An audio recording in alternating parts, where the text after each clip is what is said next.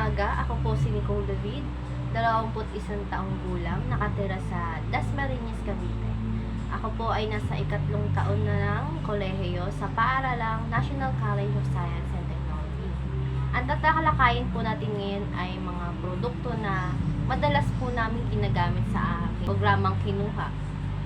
Tatalakayin po natin kung ano yung mabuti at hindi mabuting nadudulot nito sa atin.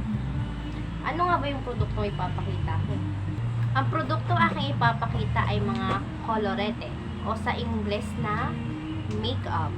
Meron tayong koloreteng panglabi at meron tayong pang koloreteng buong mukha.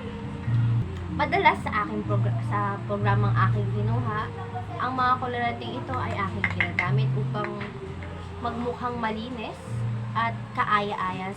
Ngunit hindi lang ito sa programa namin ginagamit.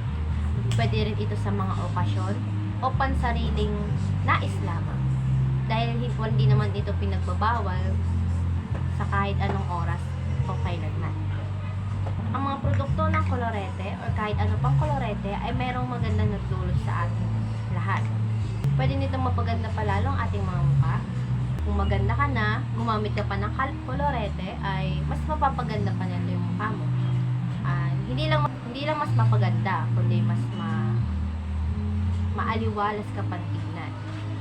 Pangalawa, bigyan pa ng kumpiyansa ang iyong sarili upang paggamit nito. Madalas, lahat ng tao na walang kumpiyansa o mababa ang kumpiyansa sa sarili ay gumagamit ng mga kolorete upang ito ang magsilbing lakas nila upang humarap sa ibang mga tao.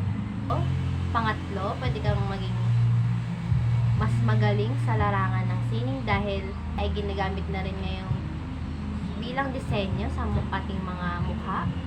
Hindi lang basta palamuti, meron din silang disenyong ginagawa. Subalit, kahit na may maganda ito na dudulot, meron pa rin naman itong hindi magandang nagdulot sa atin.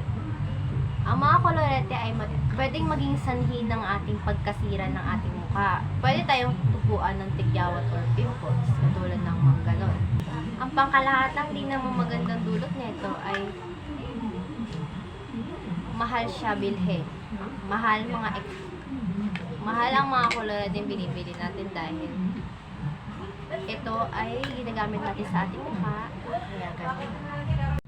Pero kahit na ganun, may maganda at hindi maganda na dudulot to. Ang mga produktong bibilhin dapat natin bilang isang mamimili, ang mga produktong dapat natin bibili ay naaayon sa atin o kaya ay hindi makaka-apekto sa ating kalusugan. Yun lamang.